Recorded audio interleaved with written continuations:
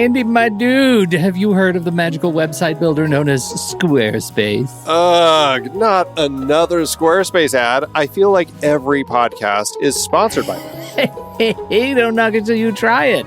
Yes, okay, it is overhyped, but actually it lives up to the hype. Squarespace is like a website fairy godmother. With a click of a button, your site transforms into a beautiful masterpiece. A website fairy godmother? That sounds interesting. What makes it so magical?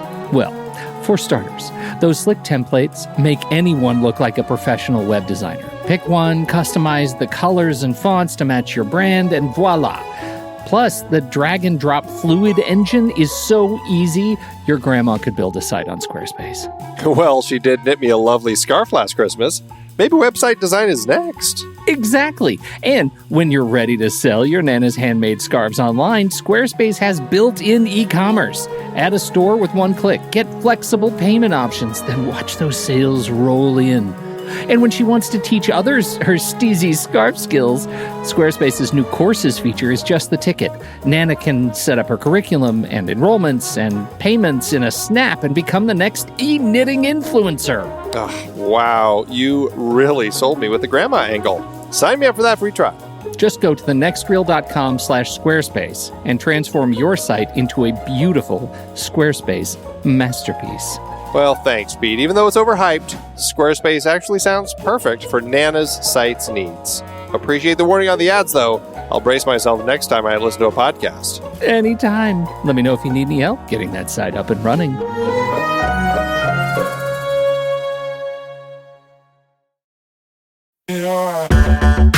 Andy, can you believe we've almost hit 700 episodes of The Next Reel? I know, it's crazy. And with all the other episodes in our family of podcasts, we are well over 1,200 episodes of movie conversation. It's really pretty amazing that we've gotten to have these in-depth movie chats every week for over a decade now. And we couldn't have done it without our loyal community of film fans. Their support over the years has meant so much. For sure. That reminds me, we should give the merch store a shout out. Buying shirts from thenextreel.com/merch is a great way listeners can continue to support the show. Plus, they get to sport our great designs. Absolutely. I think sometimes folks forget we have a variety of shirts, mugs, phone cases, and more available. In fact, a great place to start is with a shirt sporting the Next Reel's logo. We also have that classic Fast Times Spicoli Surf School tee, or the weirdly popular Rusty's European Tour shirt. The one from National Lampoon's European Vacation. Why is that so popular? Search me, but we have sold a ridiculous number of those. I guess there are a lot of Rustys taking trips to Europe? We're always adding new designs based on movies we've covered, like our brand new design for a streetcar named Desire, featuring a streetcar named Desire. So if you want to rep your love of TNR and films, head to thenextreel.com/merch. Every purchase helps us continue to have these weekly in-depth conversations. So visit thenextreel.com/merch today. And as always, thanks for listening and being a part of the Next Reel community. We've got lots more great movie chats coming your way. I'm Pete Wright. And I'm Andy Nelson. Welcome to The Next Reel. When the movie ends, our conversation begins. In just a matter of seconds, you're going to hear a classic episode of this show from back in the day when we called ourselves Movies We Like. It took us a while to settle into the show's format, so you'll notice some differences as you listen to these episodes. For instance, it takes us a bit of time to actually get into the conversation about the movie. Things like that. But we're still proud of the conversations about the movies themselves, and we think they're worth keeping in the library. So enjoy these episodes from our back catalog. And you can become part of our Discord community, learn more about the show, and find out how you can become a supporting member at thenextreel.com. So thank you, everybody, for downloading and listening to The Next Reel. We appreciate your time and attention, and we hope you enjoy the show.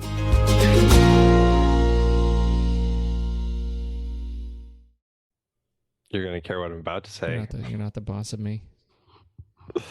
Andy, I'm hot. God, it's hot now, today.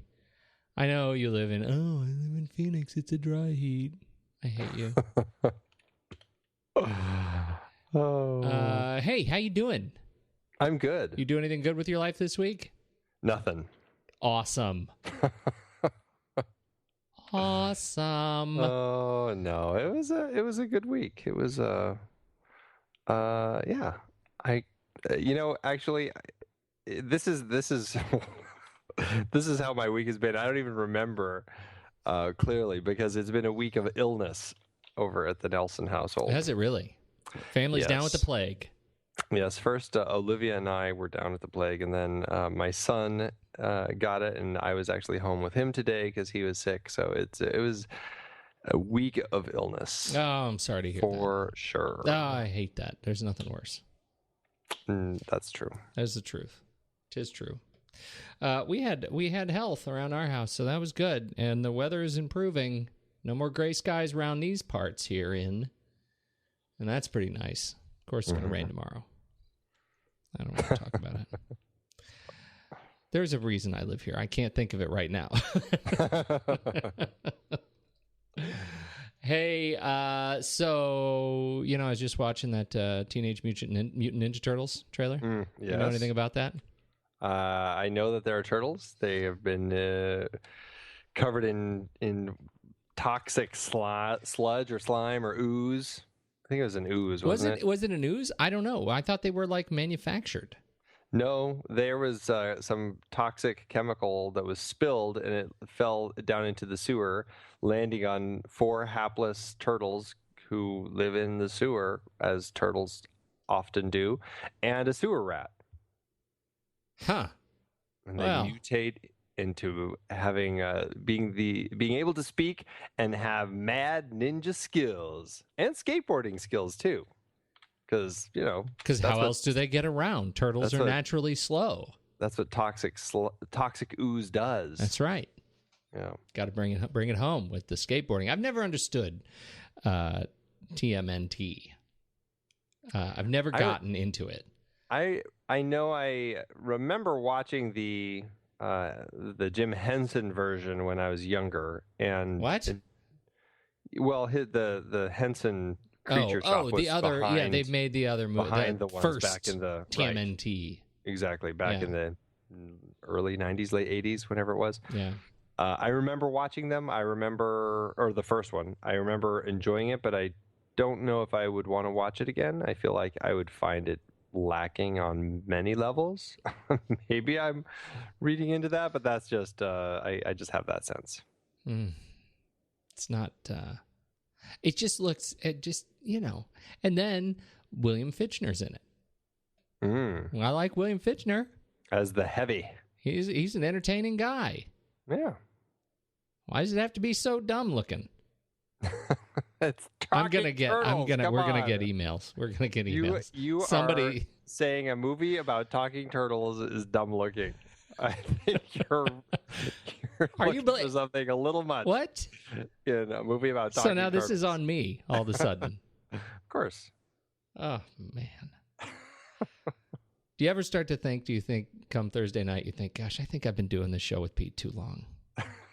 Because I'm not saying I've thought about it right now. Just a second. Kidding. I can't quit you. Hey, should we tell the people where we're from? Because I know you have a hot date tonight. I do. Date with the spider. Man. He's our hero. Do you have it? Get the reference? Get rid of. Of course I got it. Okay, I'm just... Yeah, we love you, Spider.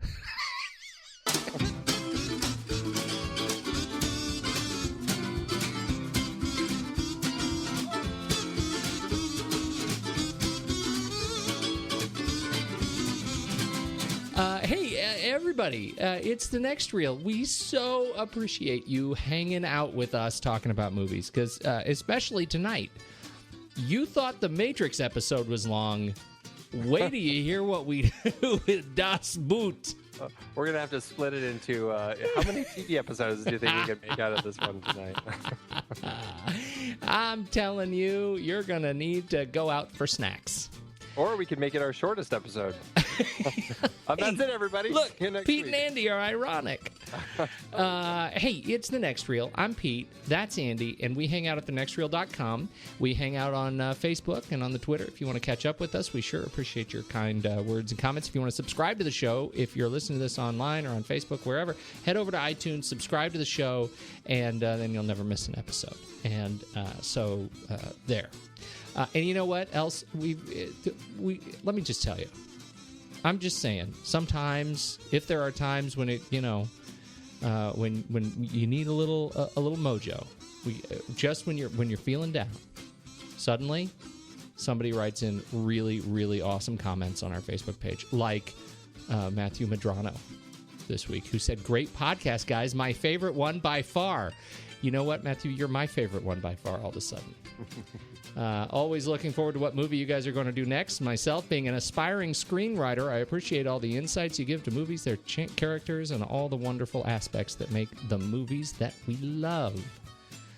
Matthew, thank you so much for writing. That is so cool of you to say, and really, we deeply appreciate it. Absolutely. Can we talk about Outsmarted? I feel like now we need a theme song, because I'm going to go ahead and drop that. Outsmarted. I think that was Steve's idea. Outsmarted! Thanks. Sorry, I was telling Tommy. You totally were. Handsome Tom. Hey, Outsmarted. That's what we do now. This is our new name for our very favorite contest, the Guess the Movie Pony Prize. How'd we do this week?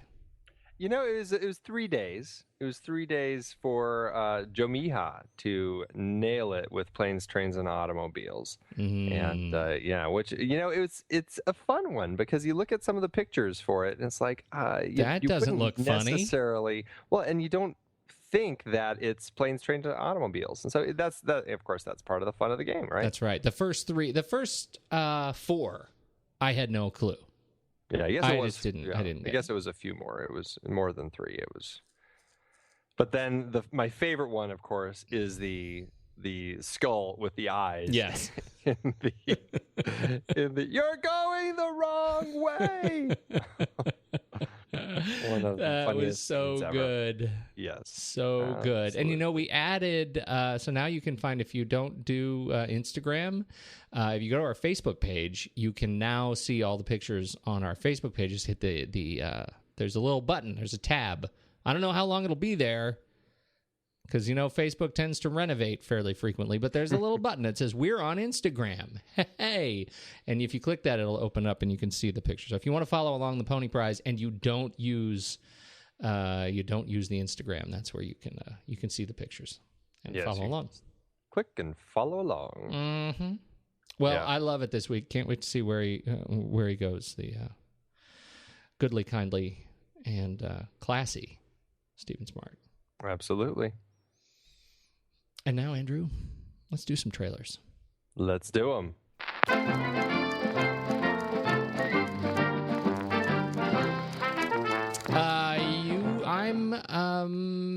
I think you should go first. I'll go first. No. I'll go first. As I will say, I am going to give a shout out to my new favorite trailer, Wolf Cop. No. Because it looks so absurd. Because he's half wolf, half cop. All wolf cop. No, we really shouldn't talk about that trailer. Give it any more than it needs. Yeah, really, the title says everything you need to know about the movie. Pretty much. But no, my actual trailer, which I am really excited about, it's called I Origins, and that's I as in the letter I, Origins. It looks like a really interesting kind of a modern day story that has kind of a sci-fi bent with a little hint of maybe some reincarnation stuff going on. It's very much a film that looks like the exploration of a man who is a scientist trying to kind of deal with his own personal beliefs of science versus God. And he is trying to he falls for somebody who is pushing him to kind of believe in God and more of the religious, the metaphysical, all of that. And he is it's almost like he's trying to disprove God. But then she dies, and he, using eye patterns, ends up kind of finding somebody in India who actually has the exact same eye pattern as the woman that he loved. And so it he goes on this journey trying to figure out the meaning of life and kind of, how, are we reincarnated? Is there more to it than just kind of a scientific view of things? The trailer, Michael Pitt is in it and Britt Marling, and it looks really fascinating. It looks like the type of a modern day kind of take on sci-fi and that battle between science and the nature of God, the existence of other powers and everything. And I really am fascinated by the trailer. I'm fascinated by where Mike Cahill, the director and writer of this film, is going to take us in this film. The trailer is reasonably mesmerizing. It is fascinating, and the eye pattern stuff I think is what hooks me. I think that's just that's fantastic. Yeah, it really is interesting stuff. Visually interesting. He's an interesting actor. Michael Pitt, pretty understated. Yeah, right, as the scientist, and he's one of those that I'm interested to see what he does with the role. If he brings some more, I don't know, what's the word, range, than is on display in the trailer. He's a scientist. He's very serious, Pete. Oh yes, that is truth. Well, he's always been kind of one of those interesting actors that I've never totally kind of clicked with him, but I've always found something about him that at least piques my curiosity, I guess, because there's, I don't know, his look, just there's something about him that has kind of something about him that just has kind of, I feel like there's something more behind his eyes. Yes. All right. Well, we should see that. Yes, I think we should. This is Mike Cahill, like I said, he wrote and directed this. He did Another Earth. Did you see that one? Came out a couple years ago.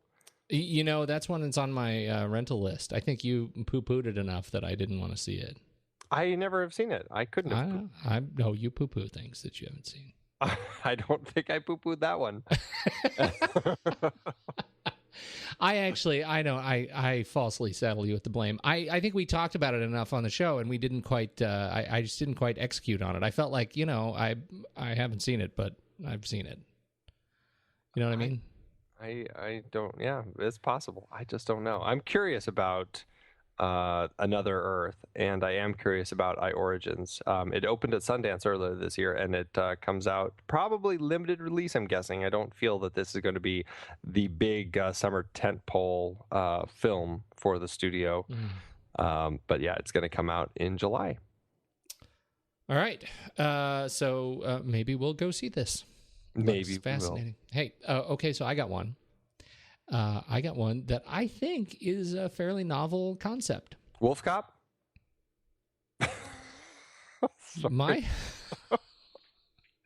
My film is Richard Linklater's Boyhood.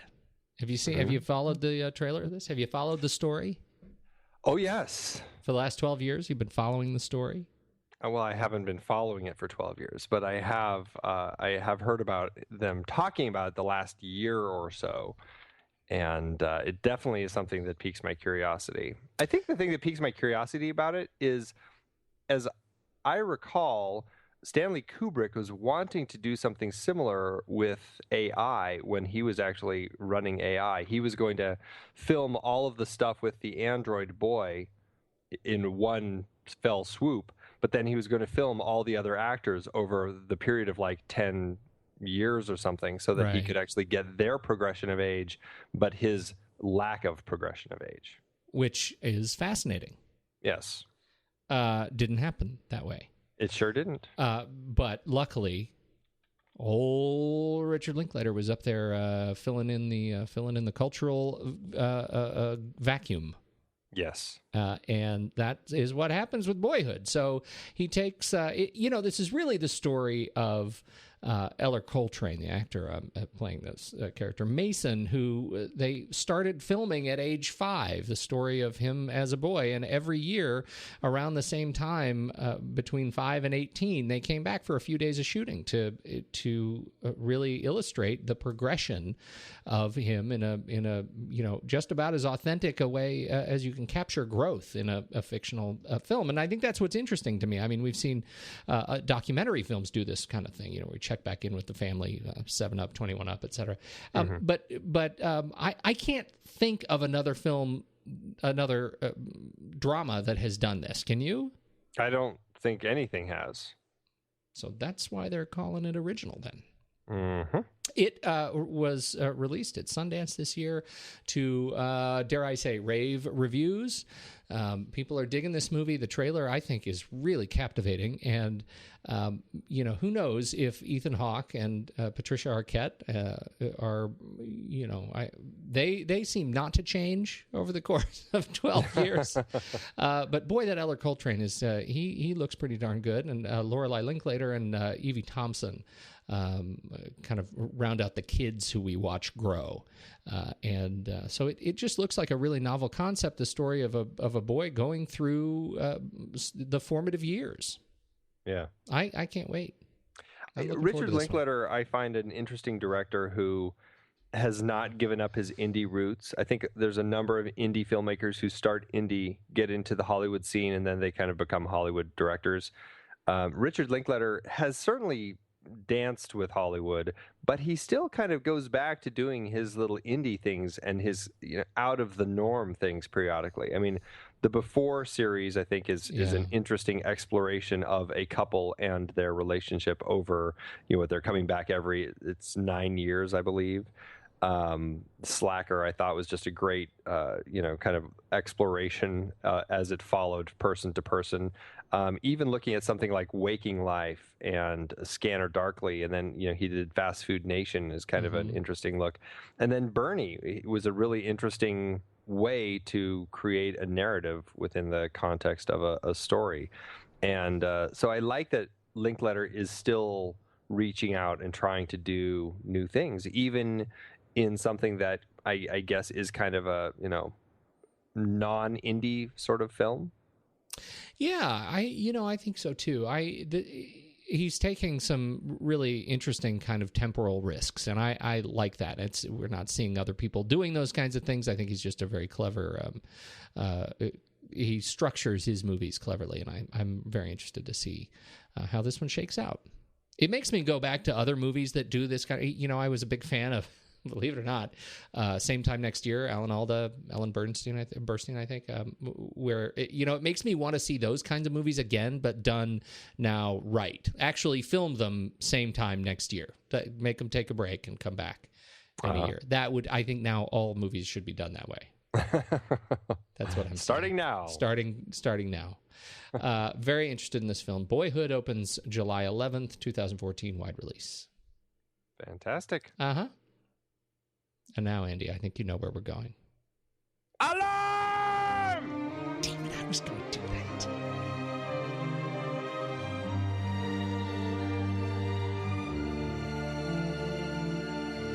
You know what? Alarm! Bluten!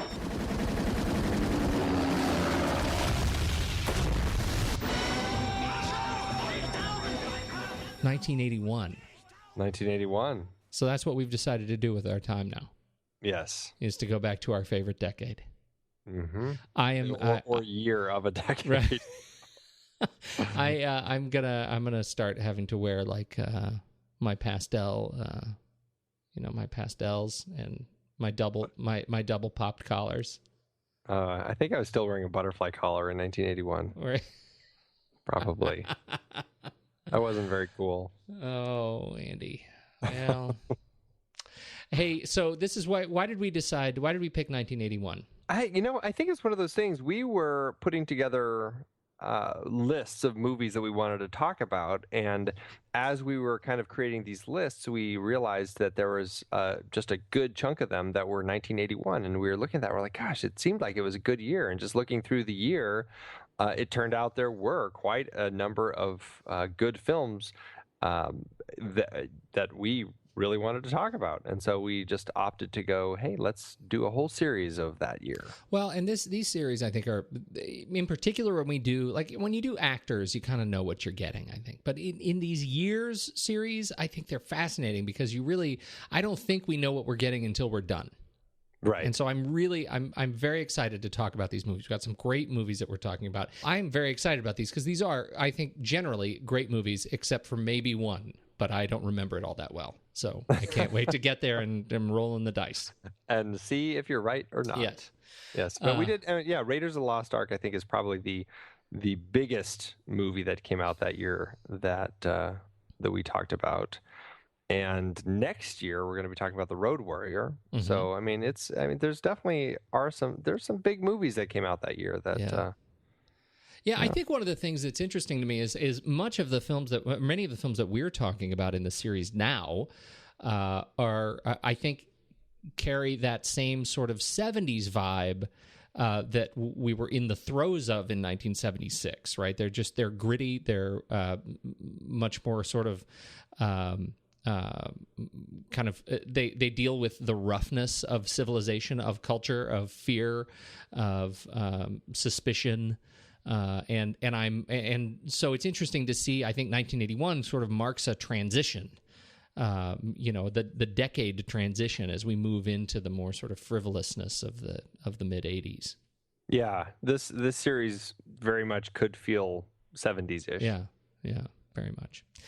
So very much looking forward to that. And so tonight we're kicking off with Das Boot, and I think we confirmed last week we are watching we both watched the director's cut, the re-release director's cut, which is non-trivial viewing experience. Jawohl, mein Kommandant. 3.5 hours. Oh, this took some work. See, I managed to do it in one sitting because, like I said, I was sick, so I was home. I had time to sit and watch it, and it was. This is one of those movies that I always feel is better in one sitting. It's kind of hard to do piecemeal, I think, because it took me two. Okay. And so I've done it in one sitting, obviously, but it did take me two this time just because of, life. Well, we'll talk about the merits of the director's cut soon. I believe you'd said you had not seen the original.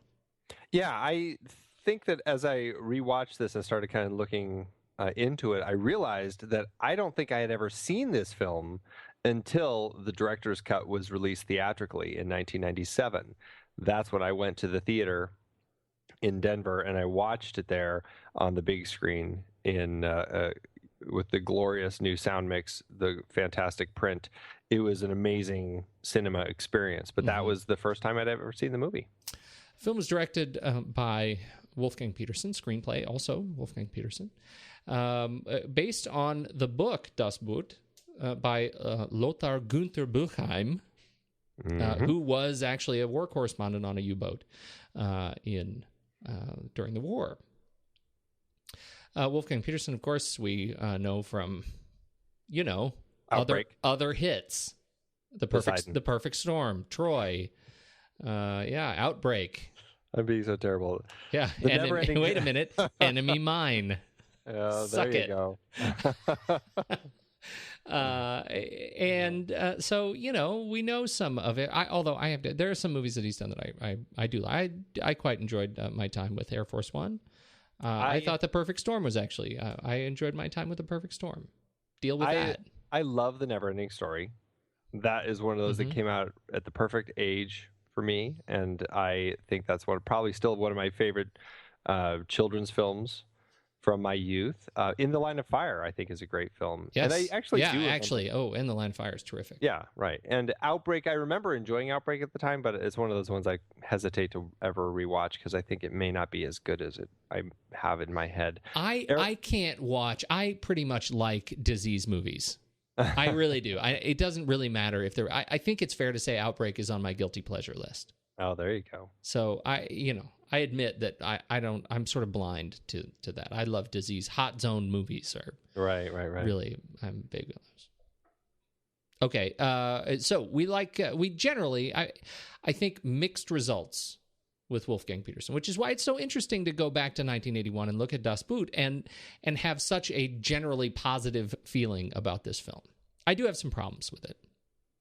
It's I don't know. It's a film that I feel like I have problems with sometimes, and then I think about it, I'm like, I don't really mind those problems. It doesn't really bother me too much. It's one of those movies that I feel so thrilled by that I find it easy to kind of look past any issues I might have with it. Well, okay. So can you do in under 3 hours, can you do a quick synopsis of the film? In under 3 hours. It's actually, because of the kind of episodic nature of the film, it's a fairly simple story, I think. It really is about a German U-boat going out in the early stages of World War II, 1941, and it basically follows the captain and his crew as they go out to sea, and they battle destroyers, and they play kind of the cat and mouse game of are they going to find us and be able to hit us with depth charges, or can we hit them with torpedoes first, sort of game. And so you got that. You've got the boredom of life in the sea while they're waiting for something to happen.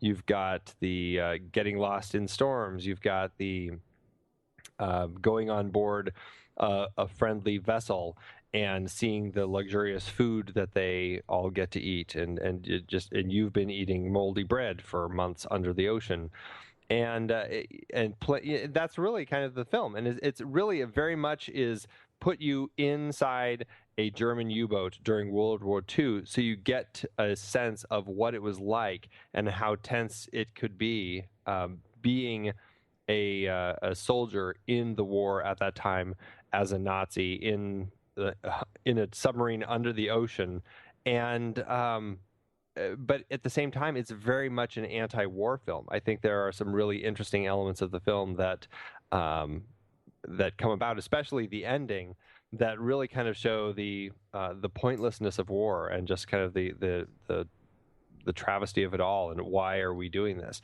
And I guess that's kind of the long and short of it.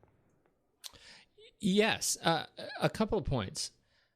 First of all, one of the things that I think is really fascinating, credit to the story itself and the book, is that my understanding is they are not Nazis, right? This is the German Navy, and none of these guys, with the exception of one, is technically do we technically classify as a Nazi? Right? It's that first officer. Well, we know everybody's fighting the war, but these guys are circumspect about his fanatical devotion to the Fuhrer. And that is true. And, listening to them talk about this on the commentary, they acknowledge that they're all, part of they're soldiers, but they are following the Nazi regime. Serving the regime, right. But despite all that, so whether they actually are calling themselves Nazis or not, they certainly are working for the Nazis, and they're doing what they are told. But they did say that the submarine captains were very independent people, and they would kind of have their own way of, their own kind of, once they were out in their boat, it was they were kind of their own little government, you know what I mean? Right.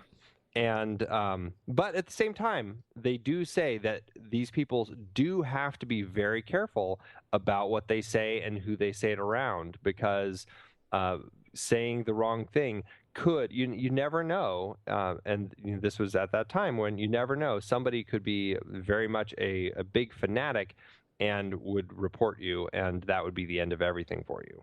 Right, and that is the sense that you get, and I think they play really well. I think they absolutely capture the kind of microculture that happens in on the boat, and I love the way we get the contrast of just how quickly Lieutenant Werner, the war correspondent, is adopted into the crew, and how sort of reticent they are to adopt. The first officer, Hubertus Bench. That is I think that's an interesting sort of cultural observation that we have during the war. Now, of course, this was later in the war at this point, and my understanding is the German sort of the sea regime had been hit very hard. We see that in the film, that they often feel very much alone. They're often sort of chasing the battle. This is very much a film about bad luck at sea. We don't see the valiant the valiant fight, right? I mean, we don't see the action that these sailors are looking for when they leave port.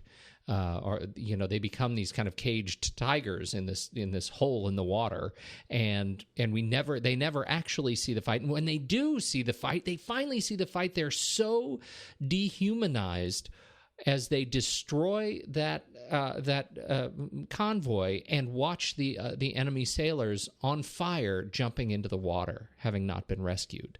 So even when they get the war they think they want, it's not the war they wanted. And I think that's fascinating. That's an interesting look at the anti-war nature of the film. Yes. And that's a particularly painful scene, because it's clear that I think a lot of the men there, I'm not sure if it's almost like they realize that the dehumanized nature of just the gameplay of fighting, shooting torpedoes, boom, the ship goes down, all of that sort of stuff. It's almost like they lose track of that human element of it. And when they see those people, it all kind of comes rushing back, because, I mean, some of them are just breaking down as they watch these guys. And then the captain has to make the hard choice of pulling the boat away from these people who are swimming toward them to just let every single person there drown. Right, because where are you going to put survivors on a submarine that is packed to the gills with these people? Yeah, it's packed. I guess that in non-wartime, in peacetime, I think they said they would have 24 people on a sub, a crew of 24. During wartime, it would be 48 people, so they would double it. So, I mean, there was just no room for anything, especially if they were out at sea for a while. And if they're not going back to port and they take all these people on board, they're going to run out of supplies. They're not going to run out of space. They just don't have anything to keep prisoners. Right. That is. I think this film does a terrific job of kind of capturing that. And I think that goes to the very much to the experience we have in the claustrophobic innards of this U-boat. Oh yeah. If there's one thing we can say about the production design, it is that they captured claustrophobia. And sweat. And grime, and just constant like moisture on everything, and yeah, it really feels like you are in this U-boat with these people. They actually built the interior of this U-boat that they built. They built it to spec pretty much, with actual like steel and everything. It's not like cardboard walls or anything. I mean, it's actually steel walls.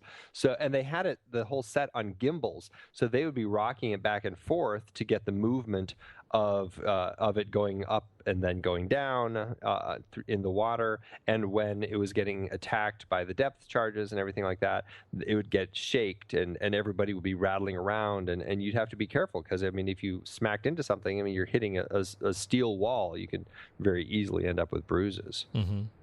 So, I mean, it was a very accurate. That was one thing that Wolfgang Peterson really wanted to bring to this film, was 100% authenticity and accuracy to really make people feel like they were there.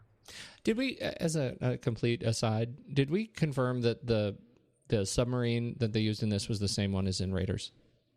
You mean, did we talk about it in Raiders? Yeah. I couldn't remember if we brought that up in Raiders, but it is the one. It is the same one. Yeah. Yes. In fact, Wolfgang talks about how Steven Spielberg actually unscrewed some critical component off of their boat and messed their boat up for them. And he said there's actually a shot in I feel like it's when it's first pulling out or something. I can't remember exactly where it is in the film. If you look carefully at the shot, you can actually see the one of the pieces actually separating. Oh, that's so funny! I didn't notice it. Yeah, I didn't notice it, but I heard him talking about it. So it's kind of funny that they did that, especially when Indiana Jones is going to fight the Nazis. That's fascinating. Okay, so generally they nailed the production design of this film. It is extremely claustrophobic, and I think they did a terrific job kind of molding our experience with the crew, and part of that owing to the sheer length of the film. We have this film offers a lot of breathing room to actually get to know every single character at some level of depth. Yeah, and I think one of the things that helps with that is just in the casting process. I mean, aside from like the bigger roles like Jürgen Prochnow and Herbert Grönemeyer, they really wanted faces, and Wolfgang actually had his casting agent go all over Germany and Austria, finding young faces, people who are 18 to 24, not just actors who could act, but I mean, they were looking in boxing clubs. They were looking just everywhere they could find people with great faces, so that when you see them, they look like people who would potentially be on a U-boat, but also they were faces that had some of that personality in them, so you could kind of easily separate people. 2 words: the ghost. Erwin later plays the Johann, the chief mechanic. And his is quite possibly the most unique face I've seen in film. It is pretty kind of ghostly. He's ghostly, but that's what makes him so interesting. When you meet him for the first time, they're showing Lieutenant Werner around, and we see him, and they introduce him as the ghost, and he's standing in the engine room, and he looks menacing, terrifying. And yet he is the one that undergoes the breakdown. Panic strikes, and he freaks out and tries to leave the submarine while it's underwater. Mm-hmm. Which, related safety tip, don't ever try to do that on a submarine. So he tries to leave, and they the rest of the crew shovels him off down the hall there and protect him from the captain, who's about to come unhinged all over him. And we see just briefly the captain has stepped out and comes back with a gun. Mm-hmm. That the break and the ensuing apology is extremely powerful, coming from this incredibly unique face. I think that the look of this character I find it really hard to imagine anybody else on this boat making that apology stick. Yeah, it's an incredibly dramatic scene for me. Yeah, coming from I think the look of his character defines so much about him, but I think that the portrayal is so strong as well. And I mean, I don't know how much of it was in the script, how much of it came from the book, how much of it came from talking to people who were really there, but moments where, like the engineer, as he's walking and examining his engine, he pulls out that little ear thing and he sticks it in to it, and he listens to the interior workings of his engine. I mean, that moment always sticks with me. It's one of those things that just I find so fascinating about him. Well, and that's I think that's really great, and I think that extends to the rest of the relationship with the machine, that you really get a sense of intimacy that these men have with the machine. Yeah, and that I think is fascinating. We do get a sense of the loss that these guys are feeling. We know that the chief engineer is he's dealing with his wife has sort of unknown condition. Mm-hmm. And so he's struggling with that, trying to do his duty, but life kind of intervenes. We know that one of the other younger crewmen that has gotten a French woman pregnant, and that we're given a sense of just how terrifying the prospect of that is. To have a half German, half French child is I think it's understates it to say it's frowned upon by the Fuhrer, and so we have a lot of these as we're getting to know the crew, I think they do a pretty darn good job of showing that there is a separation between the war and life. Do you know what I'm saying? Yeah, I definitely agree with that. Well, all right then. It is, and I think you see a lot of that when Werner, the war correspondent, is given a chance to actually get off the boat, along with Veneman, or Klaus Veneman, the chief engineer, because the captain knows they're going to have to basically go on this suicide mission. He's trying to get these guys off the boat. And when Werner actually takes these letters from this young guy who's written to his pregnant, I think he had married her, right? Yeah, I think so. I'm actually not sure. I can't quite remember if they had married or not. But he and when they get different instructions and they're actually not able to leave, and he has to go back and give these letters to the kid. I mean, it really is heartbreaking. Yeah, it's heartbreaking. It was just a fiance. They were not married. Okay. So now the controversy. I'm gonna just say it. I think it's too long. Okay. Now, I don't know if that's controversial. Why is it so long? It is so long. Now, I honestly, I think you cut the hour, and I don't think you lose anything from there are so many discrete sequences of tens of minutes of waiting, right? So many of them that I think you don't actually have to cut any dialogue, and you still cut an hour of this film, and you have the same thing. You have the same experience. So I ask you, as somebody who watched it in one sitting this time around, what do you think? I mean, am I totally crazy structurally from just the architecture of the script and the into production? Am I nuts? I don't know. I don't know if I'd say you're nuts, but I will pitch it both ways for you. All right, please. I think you could easily shorten the film and make it, a 2-hour film, and you could have, and honestly, I haven't seen the shorter version, which is it is around 2 hours, I believe. 150 minutes. Oh, okay. It's a little longer. It's right over just over 2 hours. Lots of movies that are great. It's 2.5 that hours. are right in that 2.5 hour. It's a full range. hour shorter. Yeah. I know they have the whole beginning is gone. I think it starts in the bar, or in the kind of the pub. So we don't have the fire drill where all the soldiers are urinating on the car. Correct. We don't have that. There's a little less of the cat and mouse. I can't remember. I know he talked about kind of some of the stuff that he added back in, but I can't quite remember what it all is. You could definitely shorten it down.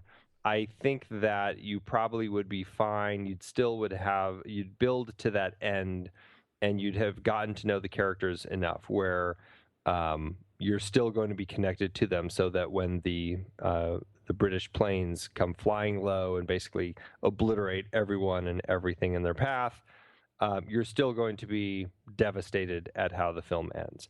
I think that can still work in a shorter version of the film. I think that it works in the longer version, this director's cut. I feel that it works as is, because there's more time to spend with the characters. There's more time to spend in the times of boredom and in the times of tension and in the times of joy. One of the scenes of joy is when they're all kind of celebrating, and they've got that one soldier dressed up with like the little oranges hanging over his chest. Right. That was one of the scenes that they added back in, because I believe that they cut that originally because Buchheim said that they never would have done that. A captain would have never let behavior like that on his submarine, something like that. So they cut it from the original version. But I enjoy having more character moments and just more time with the characters, so that by the time I get to the end, I feel like I've invested more time in these characters. So I feel that ending is even more devastating. It is devastating. I'm not saying that. And yeah, I don't know. I mean, you know me, I Yeah. have a penchant for long films that have a lot of detail in them. I really enjoy Yi. And so this film I don't find it slow. I actually really enjoy the pacing of it. I enjoy the time I get to spend with these characters. I enjoy the nature of the different scenes. I enjoy some of the repetition of some of the scenes. But I don't blame you, and I don't think I'd blame anybody for saying I think I would rather stick with the 150-minute version. Well, and I think this is an interesting point, because unlike Yi, which I had a terrible experience getting through, this one I don't have a terrible experience getting through it, and I'm with you on the fact that I also enjoy, like, as I'm watching it, I enjoy my experience with the film. I'm just saying structurally, it is there. I don't. We've talked, I think last year sometime I went on this bender where I had like 4 episodes in a row where I was really talking about restraint, right? Mm-hmm. And this whole concept of cinematic restraint and being able to cut your babies, right? You just, this happens when you're writing long format pieces, where you're doing documentary films, where you fall in love with things and you have to be able to cut them to make the best film possible. It's not so much that I have a terrible time getting through this film and I'm just horribly bored and I fall asleep. I actually can get through it okay. I feel like it shows a lack of restraint that Peterson just was not able to apply to this film, so I see that as a failure of direction and editing, to be able to create a tight, absorbing story that gives us the same kind of emotional reaction. When you look at the other versions, I mean, think about it. This thing was then released again as the miniseries and released again as a DVD release at 293 minutes, right? Das Boot, the original uncut version that includes even more crap that we probably have seen already.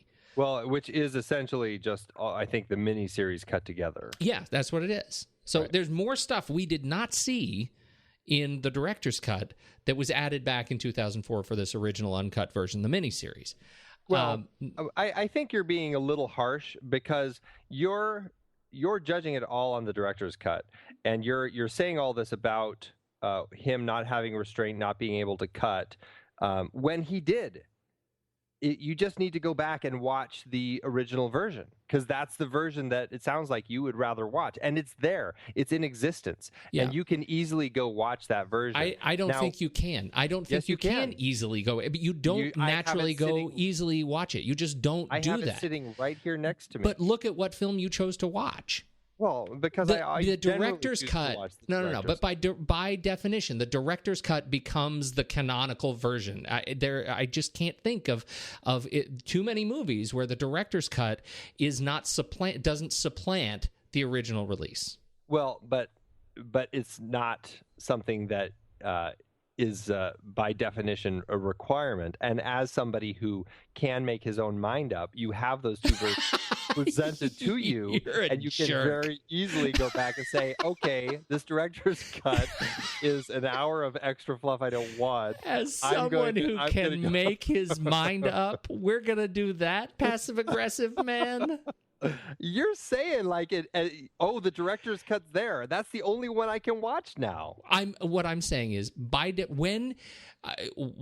the director go back and do a director's cut?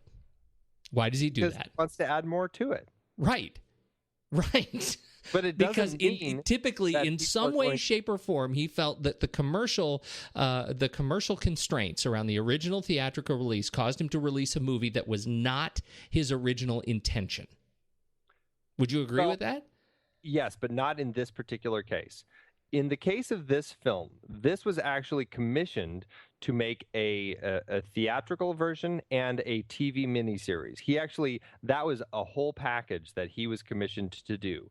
And so in 1981, he created the theatrical version, and then he re-edited everything together to make this 5-hour TV miniseries that was released in 1985. And that was it. Now, what happened in between is he realized, gosh, I do like some of that stuff from that I did have to cut out. And I think people actually came to him and saying, we'd love some of that stuff put back in. And he kind of got talked into it. And I think he happily got talked into it, I should say. So when 1997 came along, and 1996, I believe, when they started, he was ready to jump back in and actually extend it. But from nothing that I have heard, did he really say that he was unhappy with that version that he released in 1981, that he felt that it was not the version that he wanted to tell? I have a quote in my notes, and I'm desperately looking to find the source. I think it's on Das Boot, the director's cut, dasboot.com, somewhere in classics. Where it does, I have written down here that Peterson originally wanted to release this film in 1981, but for commercial reasons, he was not able to do so.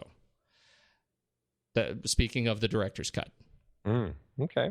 So I'm just saying, like, this fits the model. It fits the model of directors not being able to do what they want. And in this case, I think he made it worse. I think he didn't apply the restraint, or he didn't allow the original. Let's just say the 1981. And I haven't watched it in years, so I have no really sense memory of what was gained or lost.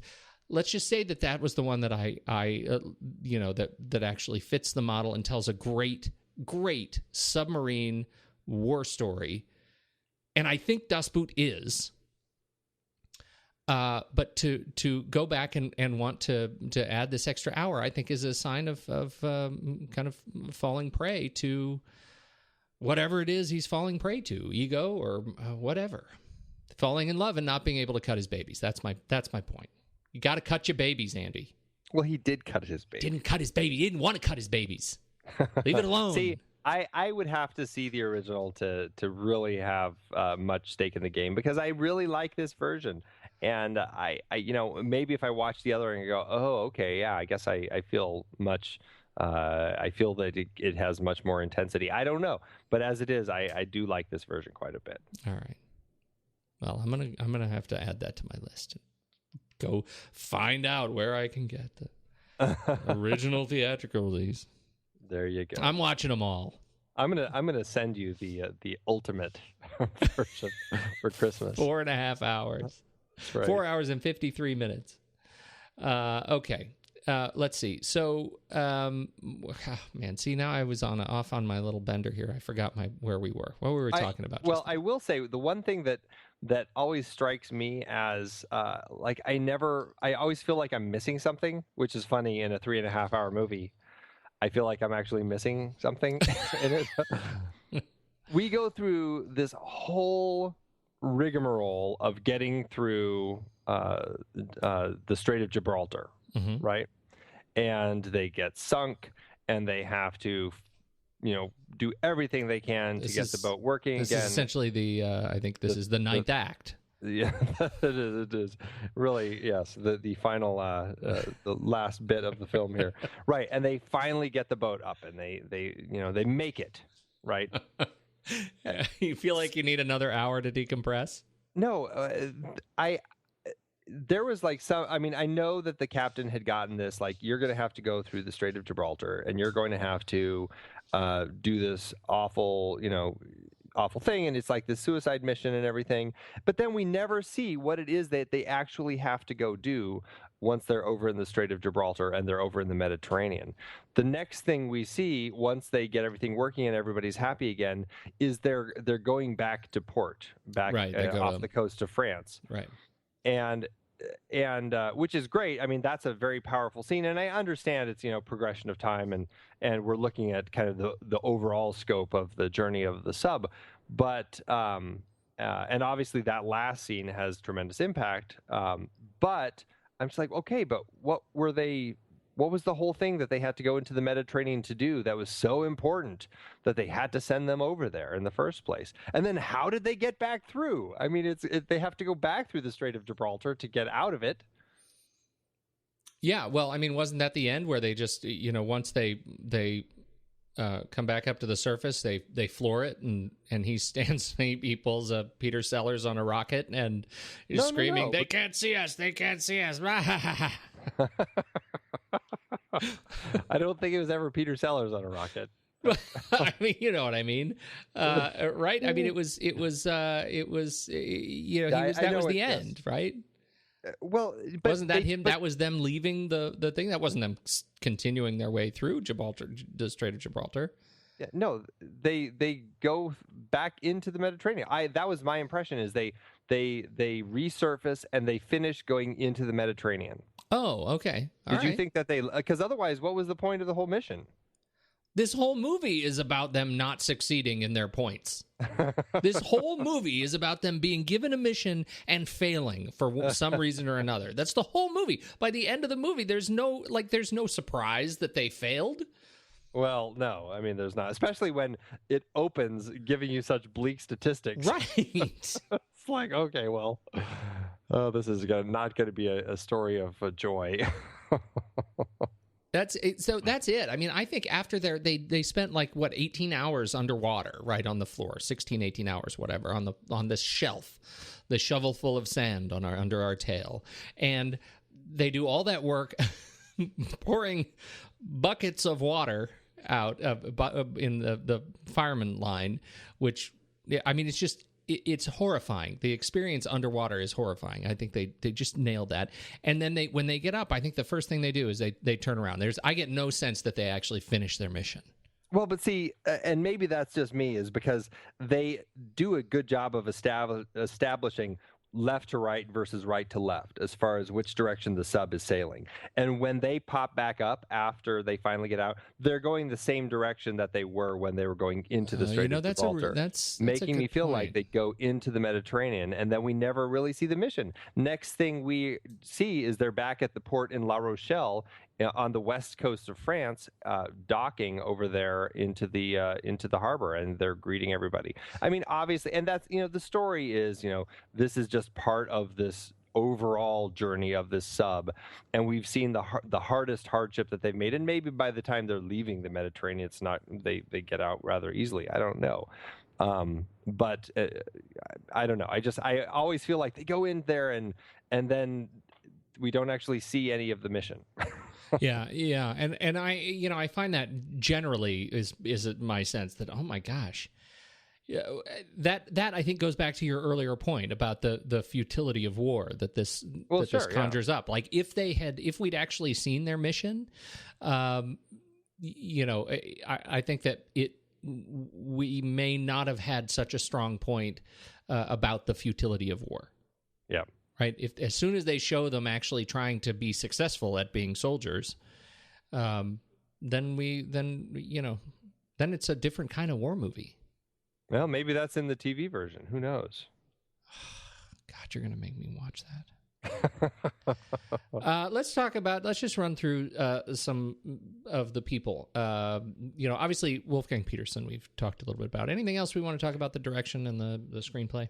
Well, I do want to say, before Wolfgang was given this film to direct, this was a film that, this is a German story written by a German war correspondent who was actually on this German U-boat. When the book came out, I believe in the early 70s, it was a big success. A lot of people wanted it. And Hollywood actually started trying to option it. And the first person who was slated to direct it was actually John Sturges, which surprised me. I was like, wow, that's an interesting choice. And with Robert Redford playing the captain. Right. And then that didn't pan out because I think they wanted to push the story so that it took place later in the war so that they could include Americans in the story. And I don't think that the German people involved were thrilled about that idea. So then Don Spiegel came on to direct it, and he brought Paul Newman to play the sub-captain. Something there didn't work out, and finally Wolfgang Peterson was brought in. They said, let's do it with Germans. Let's make it German. It should be a German story made by German filmmakers. Which was the right choice. Absolutely the right choice. Yeah. And his first choice of actor for the captain was Jürgen Prochnow, which, I thank God, because I think he he will perennially be in my head as a U-boat captain. Yes. No matter what I see him in, he will always be the captain of a U-boat who happens to also be in prison in the Soviet country because he's some terrorist, like in Air Force One or something. Yes, totally agree. Yeah. He's fantastic. Yeah, I haven't seen him in a whole lot lately. Have you? No, there is. Oh gosh, he was in the last thing I saw him in, and this is really unfortunate, was a terrible, terrible, terrible film called Primeval. And I think it was a Netflix streaming thing, but it was a giant crocodile movie, and it was not good. It was not good. But it also stars Dominic Purcell, who is, I think we've said, transcended in his role in Prison Break, Guilty Pleasure, right? Which I've never seen, right? But but Jürgen has been in 24 and NCIS LA. So definitely he's somebody who's been... I guess I should say, you're right, 24, and I obviously have seen him in 24. I forgot about that. Yeah, so he's a guy who's been in just so much stuff. He's been around for a very long time. And he's just one of those guys who's got a face that, he looks good and beat up, but he does a great job, and he's always memorable. I always think of him... There's like a few things I always think of him, and this is one of them. Dune is another one, and I guess it's a little sad, but it is Air Force One in his bit part in that, right? And The English Patient, I enjoy him in The English Patient. Oh, I totally forgot he was in that. Yeah. Okay, so there's Jürgen Prochnow. Yeah. We talked a little bit about Herbert Grönemeyer, who is, great, I think, as the war correspondent. He's, we sort of see the film through his eyes, right? And it's his perspective that we're getting here, and aptly so, since the author of the book was in that same role. And most interesting thing about him is Herbert went on after this to become a kind of a German rock star. And has released a number of albums. I guess his 5th and 11th albums that he released are the 3rd and 1st best-selling records in Germany. Wow. So he actually is the most successful artist in Germany with combined album sales over 3 million. 13 million. Sorry, 13 million, yeah. Wow. That's like, what's his name? The piano player from Entertainment Tonight? Oh, John Tesh. Well, he does do some soft rock. I didn't. That's not I'm going to say that's likely not an apt comparison. That's probably not. Probably not. That is very interesting about Mr. Herr Grönemeyer. Mm-hmm. Anybody else that you really want to join? My problem is I don't know any of the rest of the cast. Really? No, I know Klaus Veneman, who plays the chief engineer. I know he went on to do a good number of German stuff. I think he became very popular in Germany after this film. I don't know what those projects are, but I heard he became very popular in Germany. I don't know who else really ended up doing much, but like we said, the cast has just a lot of great faces of people who really feel like they belong in a U-boat. Here's the funny thing. We talked about Erwin Leder, right? Right. And he went on to do Three Musketeers with, Charlie Sheen and Kiefer Sutherland, right? The American Three Musketeers. He was in Schindler's List. He was in Underworld in 2003. There you go. So he went on, and yet that's a face I can't place. And his is, I think, the most sort of, besides Prochnow, perhaps the iconic face from this film. Why can't I remember him? And of course, they don't have any stinking pictures of him on IMDb. No. Oh, okay. The when I look at him, I'm like, okay, yes. Yeah. I think he may have been. Was he? He wasn't, because I'm thinking back to Three Musketeers, right? I know Tim Curry was the bad guy, but he like one of the, like, the head of the soldiers. I don't know. I don't know, but man, I'm just looking at images of him on IMDb, and yeah, he has been in a lot of things. Oh, he was a peasant in in Musketeers. All right, enough about that. So, anyhow, lots of things I don't know about the rest of the cast in Das Boot, but they were great in Das Boot. So. Yes, they were. Yes. Briefly, the music. Yeah, Klaus Doldinger, I think, is he wrote some great music for this. Sometimes the kind of synthetic sound of it feels out of place, but I do like the themes. Yes. Yeah, I do. That the main theme is just. I mean, that's just that extremely memorable little earworm. Absolutely. In that main theme. And Klaus did some of the music for the NeverEnding Story. He did like half the score for that, which I always found interesting. It was like the score was split in half between him and I can't remember the other guy's name, but yeah. Fascinating. So that's the music. Cinematography, Joost Vakano, I think is really pulled out a lot of stops to make this film look great. And it fits within kind of the feel of being in the sub. Interesting notes about the cinematography for this. They actually they didn't use a Steadicam for this because the rig was too big to fit within this sub. So they actually came up with this a gyroscope stabilization system for this little small handheld camera that they were using that to film with. Practically invented for this film. Right, exactly. And it was so noisy that they pretty much had to loop every line in the film. I think there was only like 1 or 2 scenes where they had the camera completely locked off and were able to just take it off of this thing. Hey, I wanted to ask you about that. You've done a lot of ADR stuff, right? I mean, can you talk about the scope of that kind of project? I mean, I know we do a lot of dubbing in film, but I personally have not.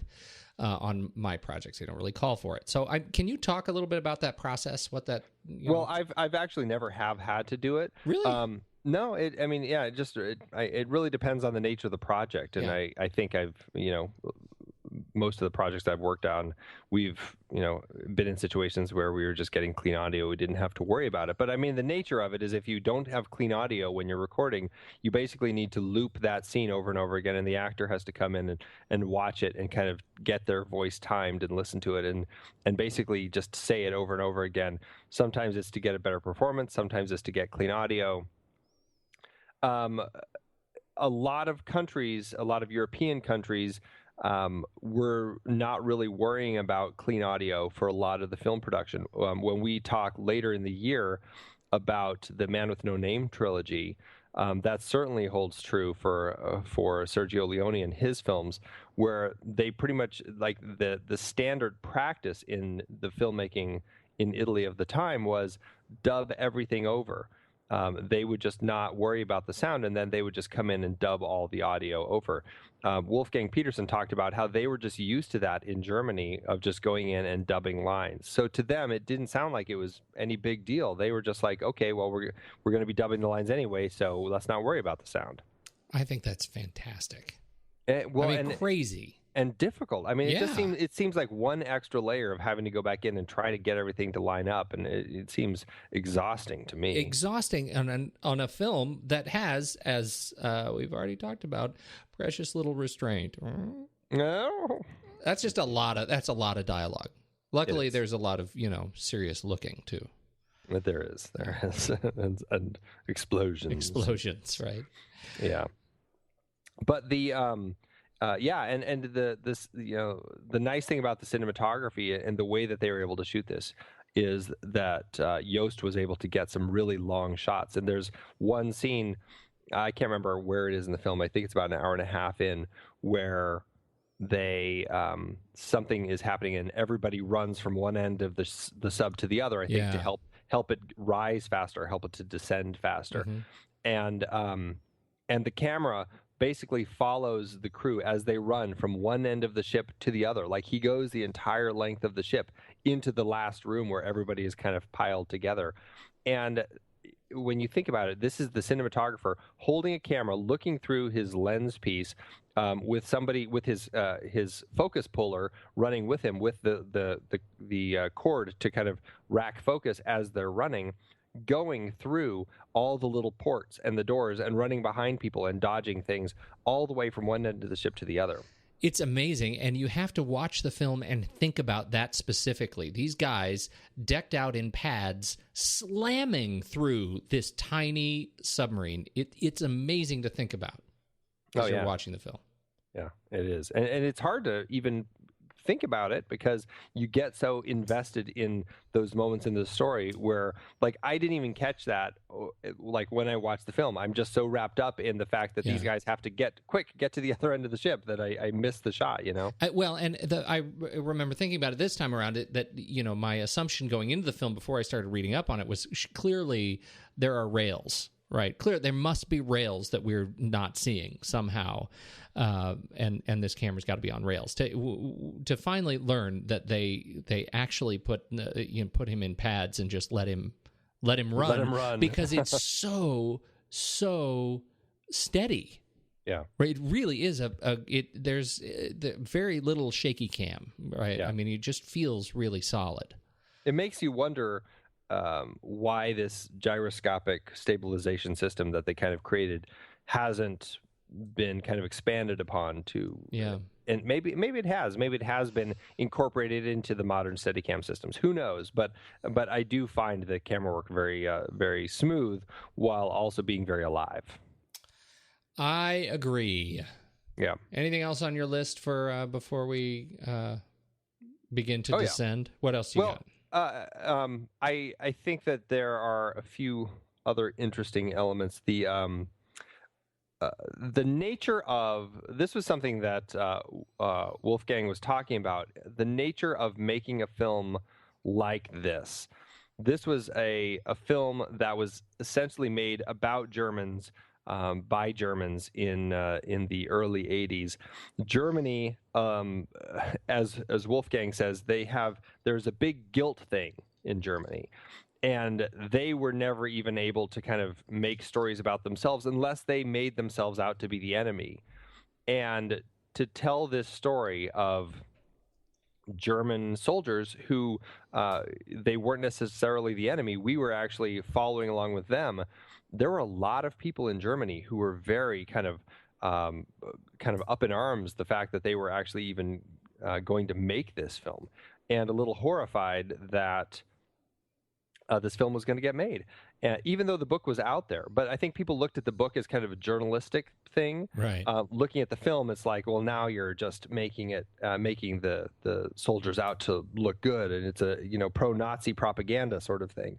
And when the film came out in 1981 in Germany, it actually did really well, but the critics really dug into it, and they just were kind of ashamed that these filmmakers made this.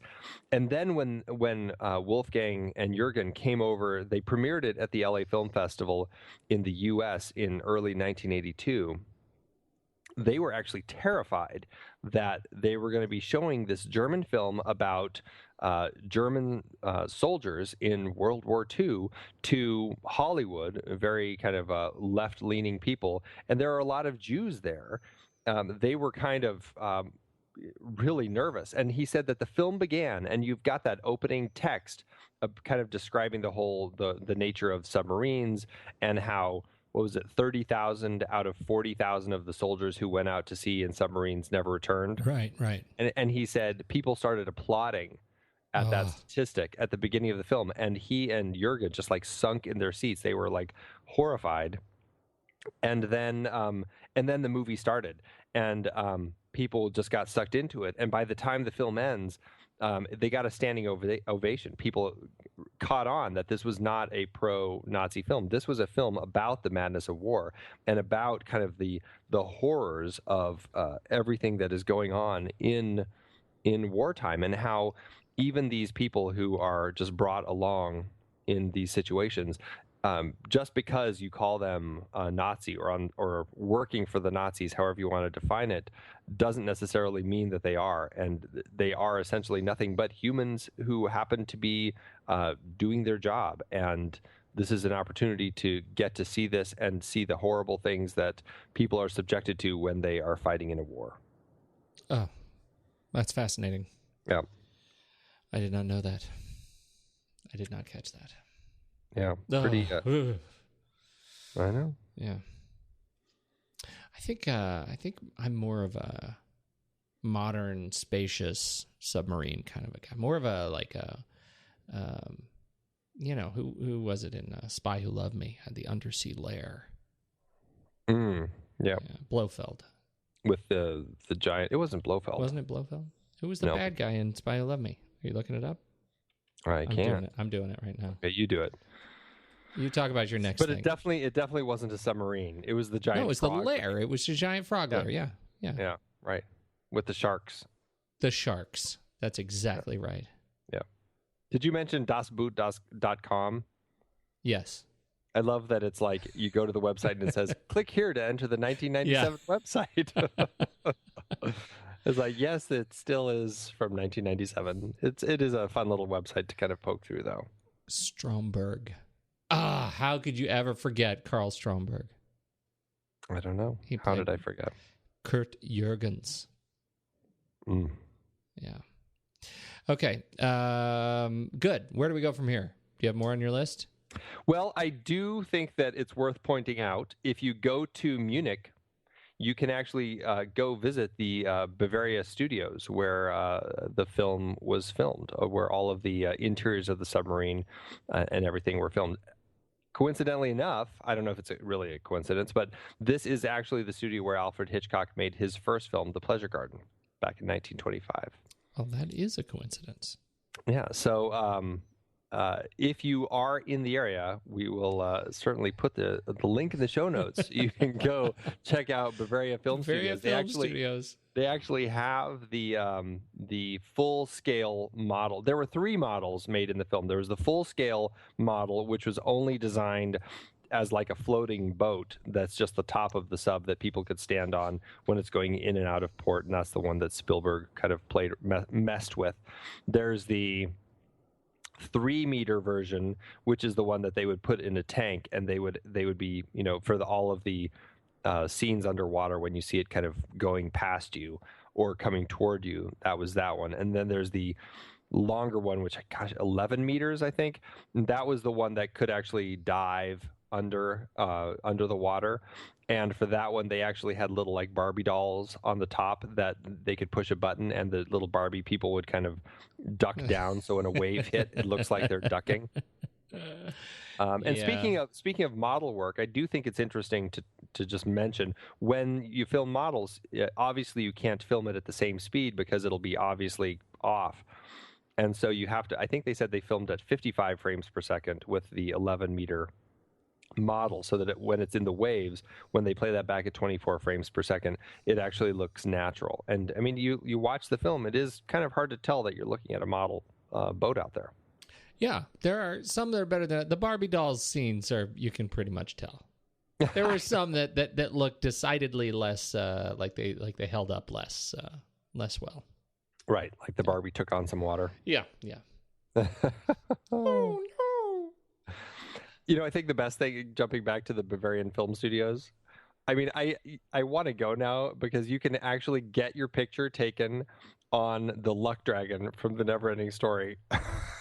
It's like 1984 that movie came out, and that's one of the highlights. Oh my goodness, I would love a framed picture of you sitting on the Luck Dragon. Falcor. And it looks like they've got they've got the submarine, and it looks like they've got the I think it's the enemy mine. I don't know, the ship that he crashes in, maybe. Wow. I don't know what that is. I don't know what I'm looking at. That's awesome. Yeah. I think I think this is a great film to kick off our 1981 story. I think it is, and as much as I complain about it being too long and lack of restraint and all that stuff, this is a fantastic film, and the intent of the film, I think, to capture the anti-war story through the eyes of the German military, I think is really, but it's outstanding, and it's certainly worth talking about. Yeah, and I mean, it did get some Oscar recognition because of that too. It sure I mean, did. It never got nominated for Best Picture or Best Foreign Language Film because of the awkwardness of it came out in 1981 in Germany. They weren't eligible for the Oscars in the U.S. until 1982, so there was some weird rule, and so, but they did get nominated for Best Sound Effects Editing, Best Cinematography. Let's see what else: Best Film Editing, Best Sound, and Best Writing. And I think there was one more. Am I skipping one?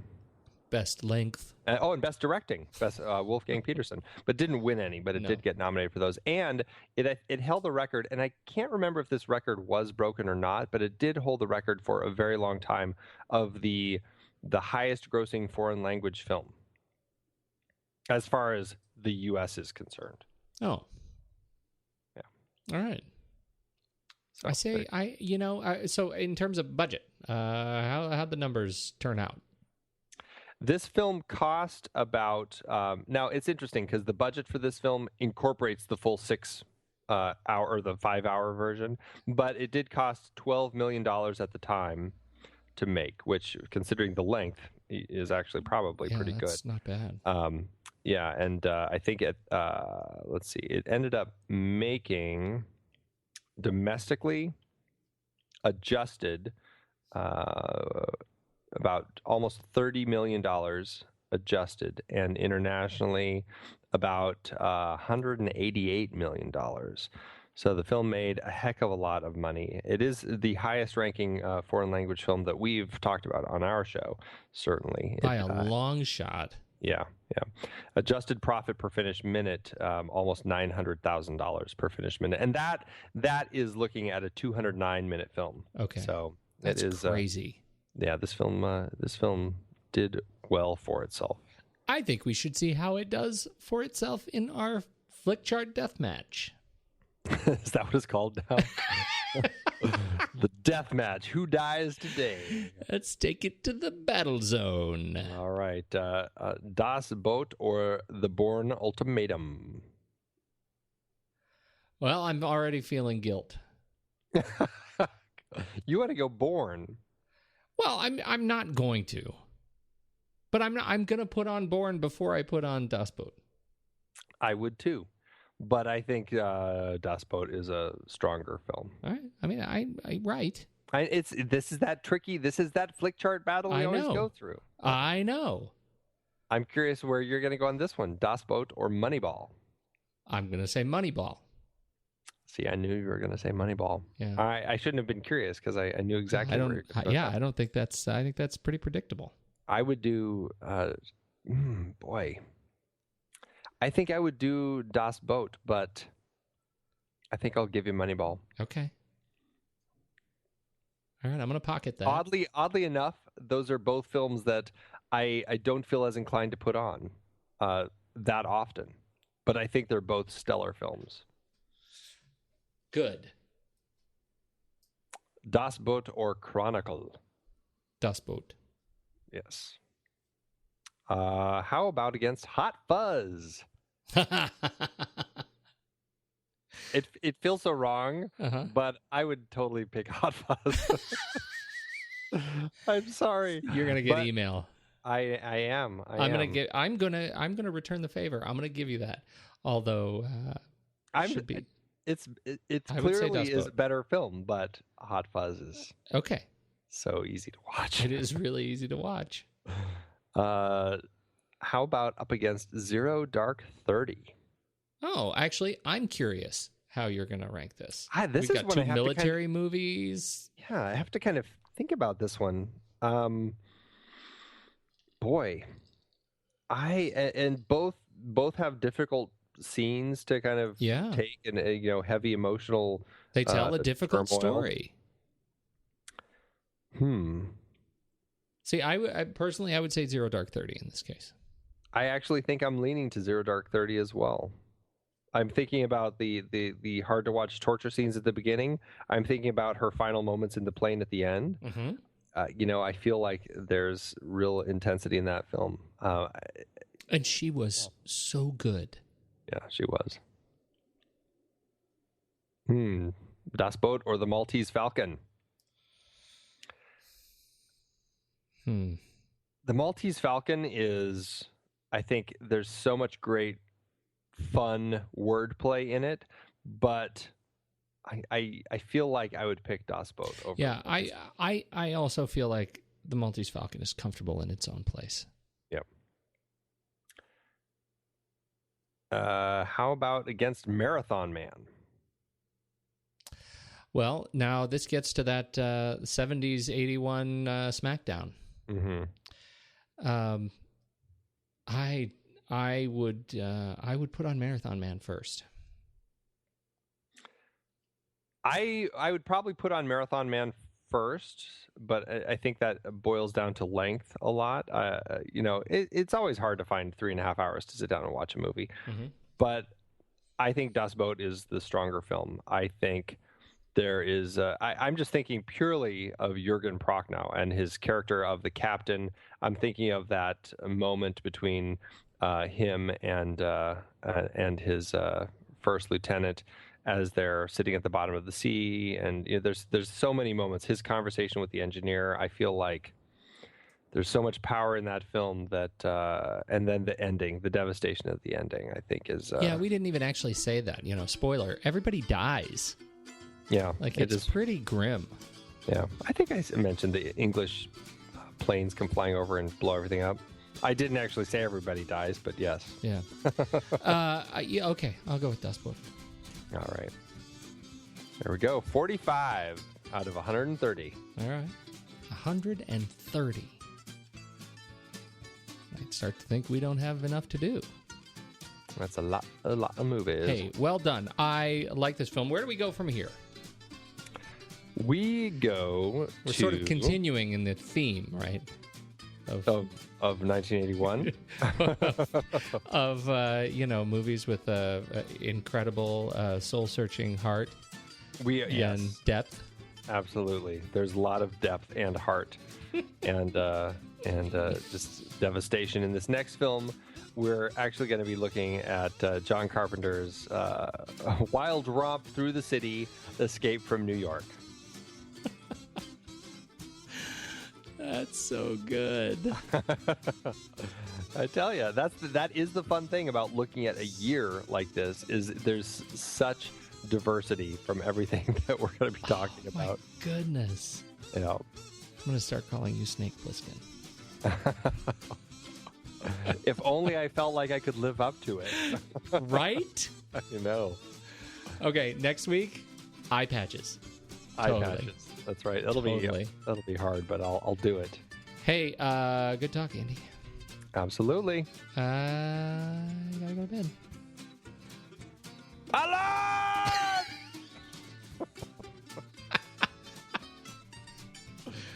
That's so mean. I know.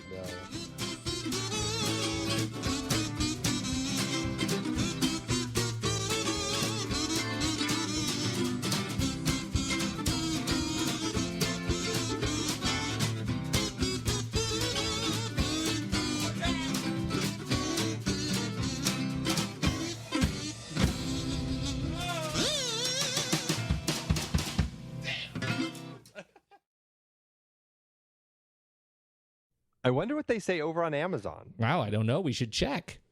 Let's look. Hey, look what Blah Blah says. Blah Blah says, I wasn't there, but it feels like I got a pretty good idea of what it would have been like without picking up a book or asking Heinrich Get to the Chopper Nelson his experiences. If you can't deal with subtitles, then you're just another moron and likely aren't even reading this review. If you appreciate good cinema and are interested in mostly accurate war films, then buy it at a store. Grab a few beers, grab your dad, put on your Captain Ron eye patch, and enjoy the movie. Hey, can we just take a brief step back? Were there subtitles on this review?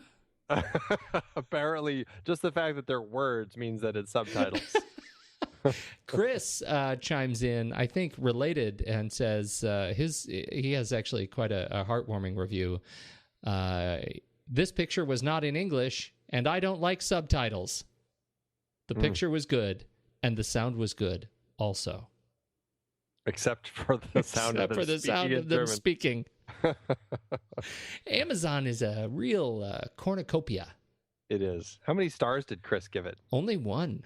Wow. Because it was not in English. Right. So he got to just look at the pretty pictures. Yeah. Blah, blah. They gave it 4 stars. This is a real fount of inspiration. It is. Bouquet. I'm curious at seeing what more reviews say. It is hard to believe that we have been having in-depth weekly conversations about movies since 2011. So many great conversations over the years about so many great movies. And some stinkers. Well, true. But producing this show week after week requires a ton of work behind the scenes.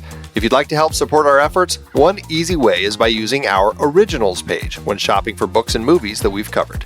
Just visit thenextreel.com/originals. Your purchases made through our links give us a small commission at no extra cost to you and allow us to keep having these great discussions. In Season 3, we covered even more great adaptations like The Night of the Hunter and It Happened One Night, both part of our Couples on the Run series. We talked about No Country for Old Men. The Coen brothers so rarely adapt someone else's work. We had some fun rom-com adaptations like About a Boy, based on the Nick Hornby novel, and Nick and Nora's Infinite Playlist, adapted from Rachel Cohn and David Levithan's book. In our terribly and naively named foreign language series, we discussed The Brilliant City of God and The Diving Bell and the Butterfly, which I won't ever be able to watch again, ever. But could you read the original memoir? I don't know, maybe? We had our Richard Dysart series with adaptations like The Day of the Locust and Being There. Plus, we had that fantastic interview with the man himself. The one where we had him sit on the floor? Because this chair was so squeaky. Good times. We did our first Tom Hanks series with Forrest Gump, adapted from Winston Groom's novel, plus Apollo 13, based on Lost Moon by Jim Lovell. And we did another year series looking at films from 1981, including Das Boot, Gallipoli, and Thief, all based on books. Listeners can dive deeper into all of these original stories and more at thenextreel.com/originals. Every book, play, movie, video game. You bet. We have talked about some video game adaptations as well. It doesn't matter the source, just follow the link. Every purchase supports the podcast. Check out the full list at thenextreel.com/originals and get reading, watching, performing, or playing today.